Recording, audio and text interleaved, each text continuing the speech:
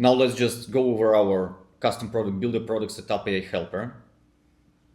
So this was one of the first things I built myself when I started learning about AI, and I thought that I need to start implementing into my company. The first thing that is easiest to build is a chatbot, and there are so many tools around it. RAG is pretty simple. Retrieval augmented generation means that there is some context about your company that LLM can retrieve before answering to the customer. I'll go over the graph around it a little later, but the knowledge base looks pretty much so there are a lot of different tools, and we can create holy wars here on what's better and worse and talk about it for days. But ultimately, I feel like whatever solves your task is just like in programming. Python people would say Python is the best. Java people will always say Java is the best. TypeScript people will say JavaScript sucks. So on and so forth. So same with AI tools, because the field is evolving very fast. What was good today may not be excellent tomorrow. What was not good yesterday may become excellent tomorrow. So pick for yourself. What we will cover is the basics of some of the tools that have been around for a little bit, which will give you a framework of working with any other tool that you will find online or that can be recommended by some other people to you, etc. But the ideas will be the same. The concepts that AI will that you will be operating with will be the same. So an agent will have RAG. RAG is a database that gets fed into the response. So let's say it this way: an LLM doesn't have information about my company in general. So if I ask it a question about my company, it will come up and hallucinate with some random answer. In order for it to get context about what we do, I need to feed it into that context. So that process is called retrieval augmented generation. We have a user guide. It's 100 articles about how to use our custom product builder in the admin panel.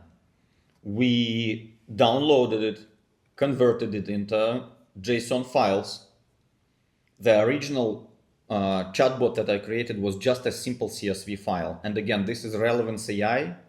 This is yet another tool that offers easy way to create chatbots and AI automations, similar to NA10, but NA10 is open source and be self-hosted. Relevance AI is a SaaS application that is hosted on their domain, and you don't necessarily have access to its code base.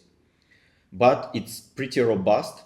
This chatbot has been running for more than a year now, I think, and it's been substantially helping us in reducing customer requests for simple things and for escalating tasks to the team when it's necessary. So the knowledge base gets split into chunks. We'll go over it a little later, but what it means, if you have 100 articles, you have to split it in a certain way, which are called chunking, so that the context window doesn't overflow. What it means that if a user asks for something, you have to feed the data from your knowledge base. If you put all the 100 pages, it means that the context will be 1 million plus. What you realistically need to do is you need to search for exact words, retrieve only exact information, and then provide that in the context window so that the answer is correct, it is relevant to the question, but also it's not too much of information. So the token economics play a big role here. If you have all those 100 pages fed into your context window, it means that your customer can type in one question and the answer for that question can be like $10, which is not good either. Chunking and RAG allows to reduce the cost of request in multiple times. Okay, we'll go over chunking and those parts a little later, maybe hands-on. But the idea here is, for example, let me find the CSV file, which is a little more representative. Here, optimize Zendesk articles. So these are chunks. I think usually around 520 something tokens. I'm not sure how scientists came up with that number, but this is the recommended size.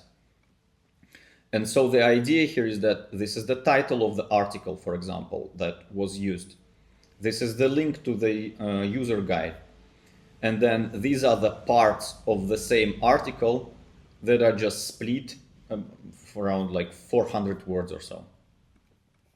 So this is an agent that actively runs. These are the chats that, interesting, not that popular any longer, but 2000, here, image kappa entire opicon. I don't even know what that means. So in different languages, questions come in various languages, and our chatbot responds in different languages as well. It's pretty cool. So based on the prompt instructions here, include all search results, use all 3 JSON fields, detailed responses, explain how with specific paths, no code blocks around links, escalation process, functionality, don'ts, knowledge-based documents listed here, articles integrations with Zendesk, format when there is only single article found, when there are multiple articles found, examples, user, how do I install, answer, example answer, multiple steps, example 2, linking layers, example 3, so few shot prompting, user, how does billing work, contact information, knowledge-based sources, okay? And then the agent is connected to a tool, for example, send escalation email to managers. So an agent will have tools that it can trigger. For example, this tool allows to send an email to the CPB support managers team. And then another tool is searching information in the appropriate database, in the appropriate knowledge base. Retrieve records from knowledge base. Instructions within the tool as well. Now we're working on developing our MCP server. So the idea is that eventually you just type in, I want a jewelry custom product, and it creates it for you.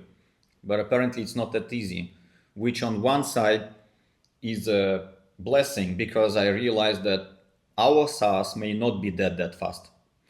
But in general, we find it hard to automate things within our application using latest AI, because our complexity level of the product that we have built is like much higher than the capabilities of LLM systems or AI systems currently.